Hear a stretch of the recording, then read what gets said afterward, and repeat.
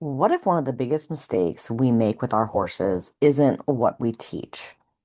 It's what we stop teaching. Horse people are incredibly creative at solving problems, or at least getting rid of them, right? Horse gets buddy sour, stop taking them to the show with other horses. Horse gets pushy with treats, just stop feeding them. Horse grabs a bite of grass here and there, never let them hand graze. Your horse spooks on the trail, just stay in the arena. Sometimes those are smart management solutions, but sometimes we're just playing keep away, removing the opportunity instead of teaching the horse a skill and maybe learning a skill ourselves.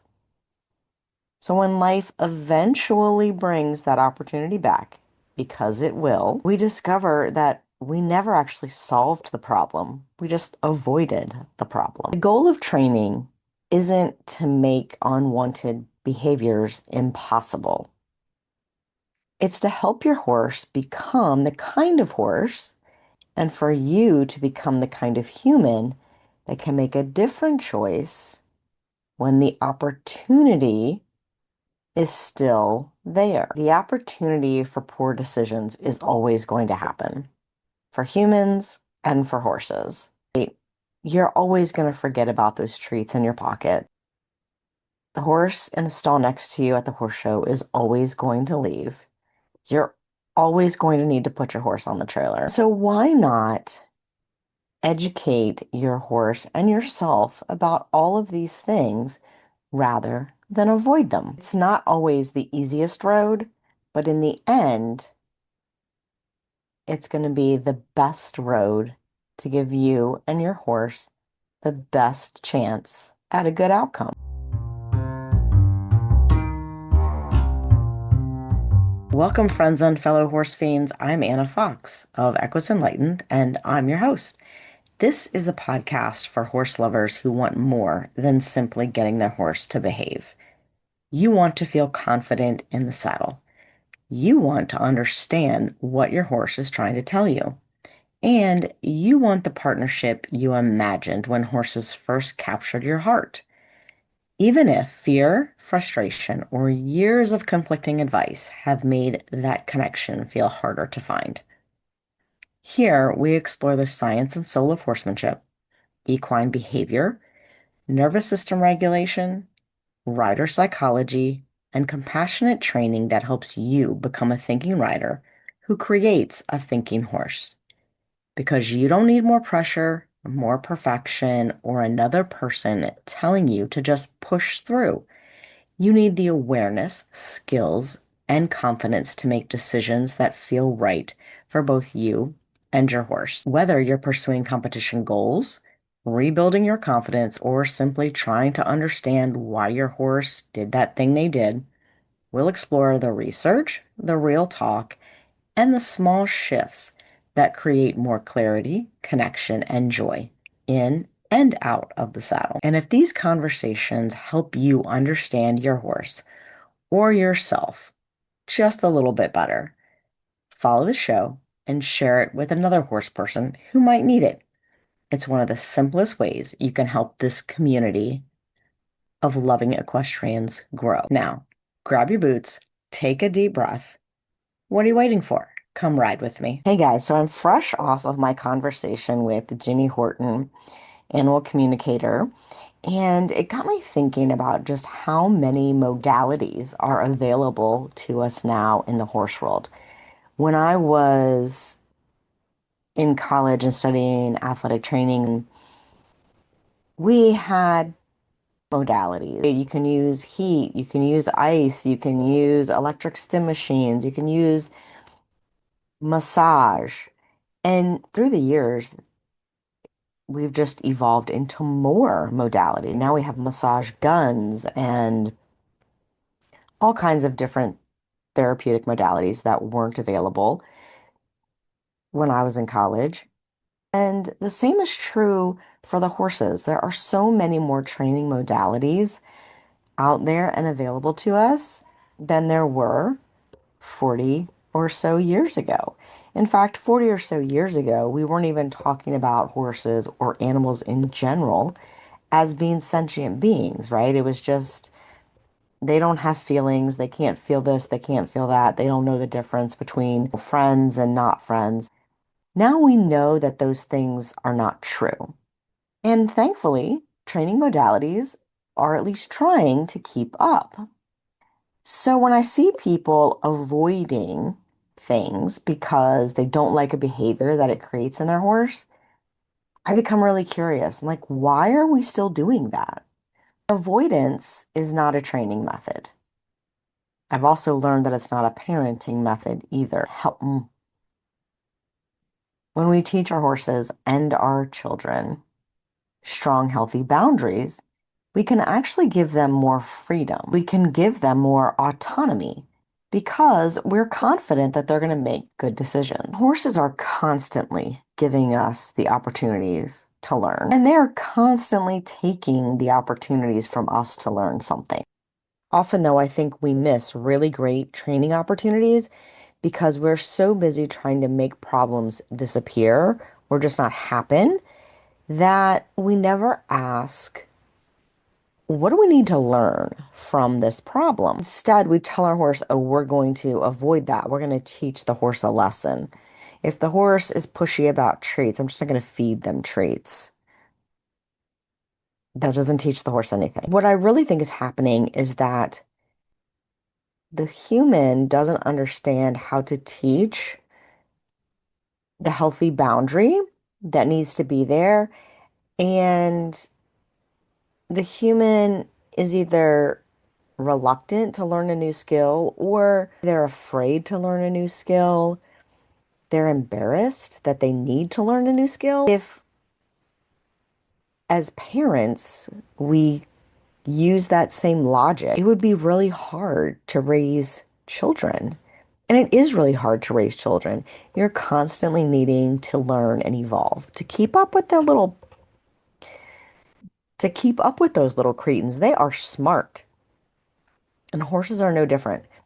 So if you want to keep up with your horse and you want to keep up with their learning curve, you're going to have to keep challenging yourself to learn more.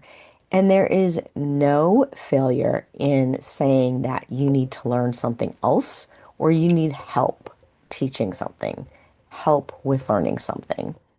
That's the first thing. And if you have a coach, riding instructor, trainer, whatever you want to call them, that makes you feel dumb or stupid or silly, embarrassed for not knowing something, rethink that relationship.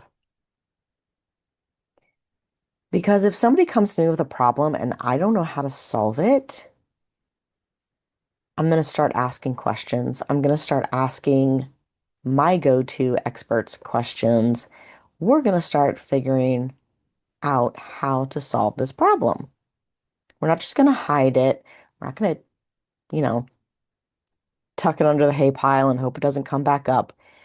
We're going to tackle it head on and we're all going to learn something. Me, the student, the horse.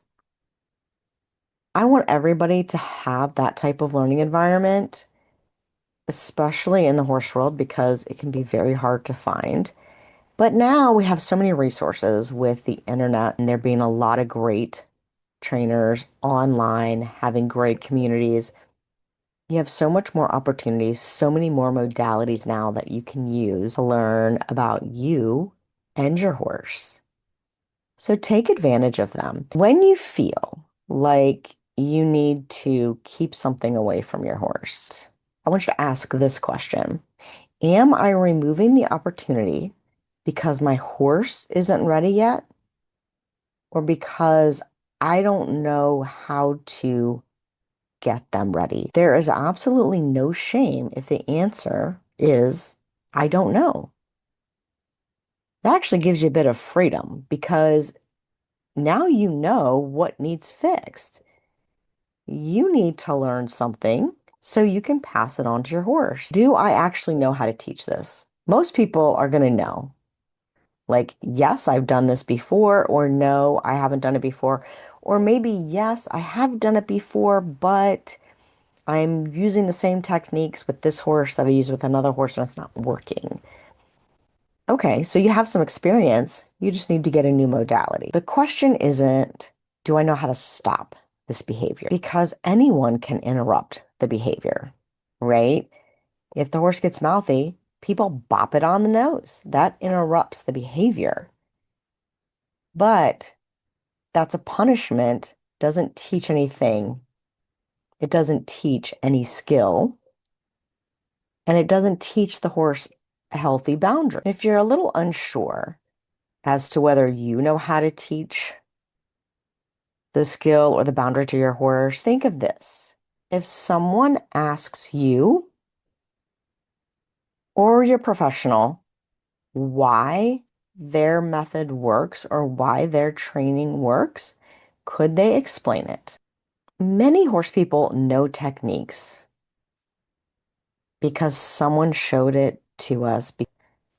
But if you can't explain why it works, you probably don't understand it well enough to modify it when you need to. And because every horse is an individual and every human you're teaching is also an individual, you're going to have to modify things a lot. When you think about stopping your horse from doing something, ask yourself the question, am I teaching something here or am I just preventing something from happening? Am I just avoiding a subject? Generally, behavior has four consequences. Reinforcement that increases the behavior, punishment that decreases behavior,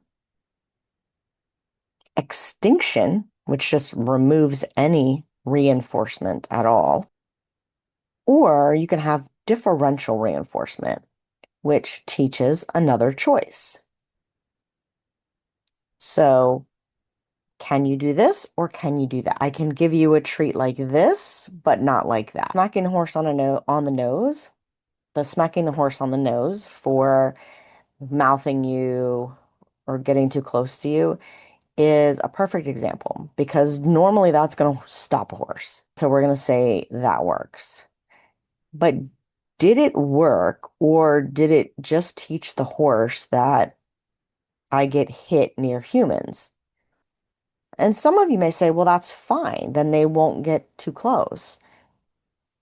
True, but I'm probably going to want to put a halter or a bridle on, probably going to need to have some vet visits, probably going to need to be up in that space from time to time.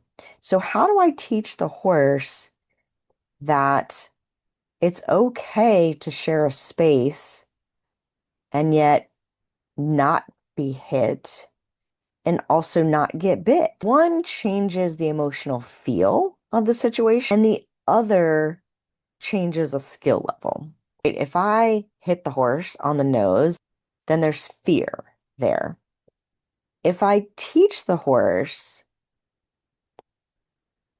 that there are other options besides putting their mouth on me, now I've taught them a safe thing and I've given them another option to fulfill whatever need they need. Because punishment only suppresses a behavior temporarily. Education replaces that behavior. And whether it replaces the behavior permanently or not depends on whether there's continuing education or whether we just resort to extinction again and doing nothing.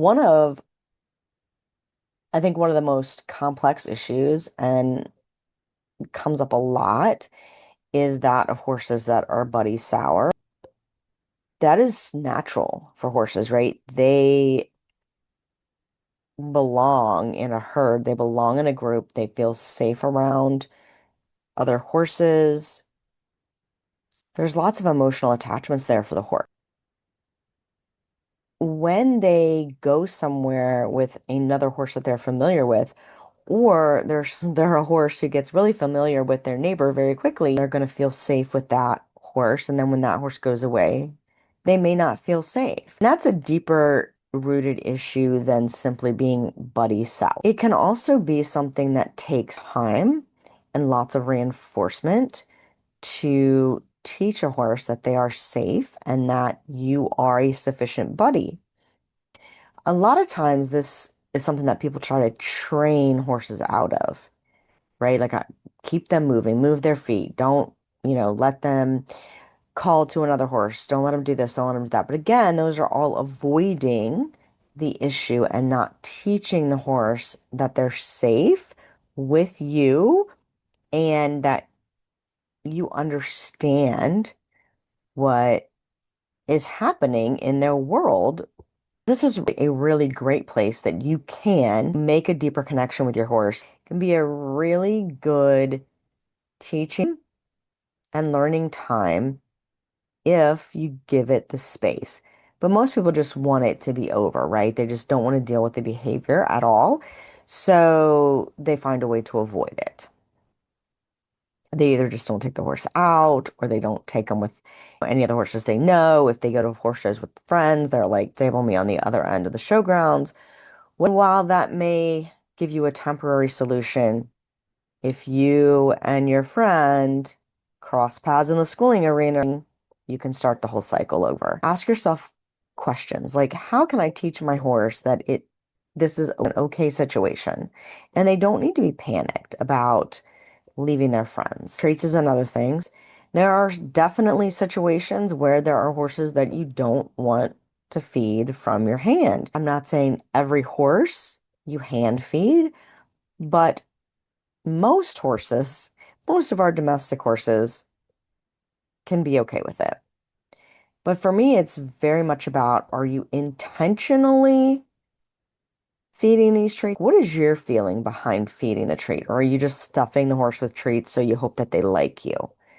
That's not a reason. It needs to be intentional. I do give some unintentional treats too, but I've already taught the expectation, right, of boundaries around treats and feeding them intentionally. There's so many things that we could get into, right? Spooking out on the trail, so we just stay in the arena.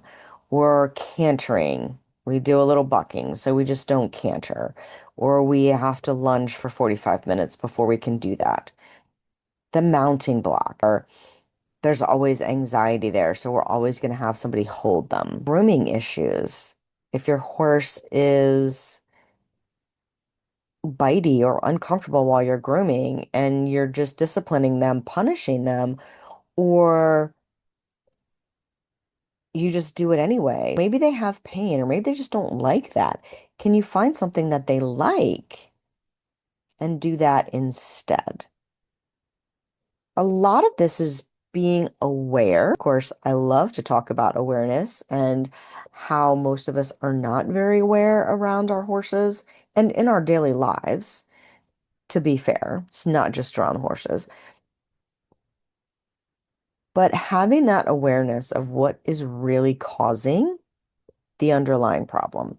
And Ginny talked about that last episode. Really get down to what is the crux of the issue. To do that, you often need to find the right teacher. And I talked a little bit in the beginning about how you might know if the teacher you're currently going to is the right one for this problem. This is another place where I think horse people are so weird about having multiple professionals in their lives. When I look at other sports and coming from the athletic training background, even golfers have many coaches, right? Obviously, team sports, they have different position coaches, but they also have nutritionists, specialty coaches, strength training coaches, athletic trainers, physical therapists, orthopedic surgeons. Whereas horse people tend to just have one trainer. Might go to a clinic here and there, but I've got one trainer. And that is putting a lot on us trainers that we should know how to fix every single problem out there. It's really just not possible. So finding the right teacher for your problem. doesn't have to be your forever person. You can be loyal to people and still get education elsewhere because loyalty is not a training strategy. For those of you in the workforce, you know that oftentimes loyalty is not a way to make it further in your jobs either, right? So you don't owe someone continued failures because they're nice and they're supportive. You certainly don't owe them continued failures if they're not. Your riding instructor may be phenomenal. They may be a great rider. They might be a great riding teacher. They may teach fabulous rider biomechanics, but they may not know a whole lot about equine behavior or nervous system regulation for horses or riders. They may not know anything about learning theories. And that is okay. There are plenty of people out there who do. So find the person who teaches the problem you're trying to solve. If the person can explain to you why what they're suggesting to you might work and how it might be modified if it doesn't work, that's a pretty good indication that they understand it. And can they make you understand it? Or do they just expect you to obey? That's a really great litmus test. One of the things that I tell my students all the time is that when you want to take your horse off property or do something different, you can expect 75%, at most 75% of whatever your optimum behavior is at home with no stress. If at home your horse gets stressed when other horses leave the arena, whatever that escalation in behavior is, it's going to be worse when you take them into another stressful environment. So you want to make sure that if you want 100%, if you want perfection at a horse show, you better have 125% at home. Because if you have a teddy bear of a problem at home, it's going to be a grizzly bear of a problem away from home. Life, horse shows in particular, are always out there ready to pop your bubble. Anytime you're creating a bubble, which avoidance is doing, you're creating an avoidance bubble, life is going to try to pop it. If you've kept something away from your horse, you've kept away an experience, and then that experience pops up in a high pressure environment, that is a double bad time because your horse's nervous system and likely your nervous system are not in a place to learn and change behavior. Now we just have horse and human reacting and escalating, and no one is able to come back to the center. There's no learning happening. And that makes your next experience going out even more tricky. Another way to think about it is if you feel like you are just surviving at home, don't take your horse anywhere else. It's not going to be better. Oftentimes, we think that pressure is going to reveal a talent, and it doesn't really. It's a rare human or horse that is actually better in a high pressure situation. Pressure reveals your preparation level. So again, if you want 100%, you got to have 125 at home. When you're avoiding or when you find yourself constantly saying no to your horse or thinking no, ask yourself, are you managing something today so you can educate tomorrow? Or are you managing something because the education feels overwhelming? One is strategic and the other is just avoidance. With all of the training modalities out there today, you don't need to be avoiding.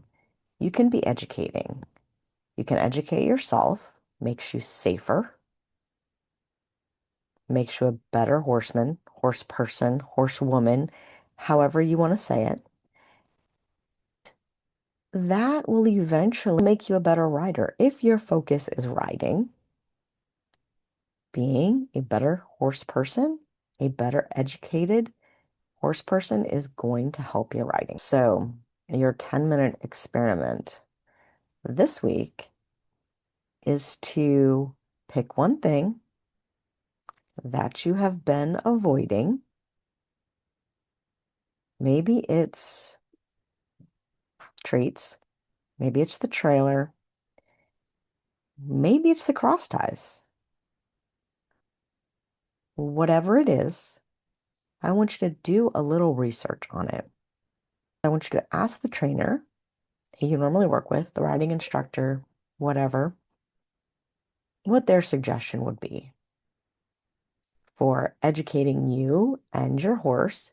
Because we often talk about the horse, the horse, the horse, the horse. But the human needs to have more education than the horse. How does your professional recommend educating you on this issue and then educating your horse on it? And then I want you to do some Dr. Google or something like that. Read a book. Whatever it is, just do a little bit of research. Can you find some other suggestions out there maybe you haven't thought of before and maybe your trainer didn't bring up? Can you find another modality that might help you break through this avoidance problem and teach you and your horse something new? If somebody wants to give me a problem that they're having, one thing they're loving to avoid, I would absolutely give you some suggestions on how you can stop avoiding and start educating. See you next time. All right, horse fiends, thanks for spending time with me today. If this episode got your gears turning, don't let the conversation end here. Come join us inside the Happy Horse and Rider Lab, my free community on school.com, where you can share what you're noticing, ask questions, and connect with other thoughtful horse people. We're going to keep exploring how these ideas apply to you and your horse. If you're ready for more structured support, you can also find the Reconnect, Rebuild, and Ride with Heart inside the school community classroom. Don't worry, the link is in the show notes. I can't wait to see you there.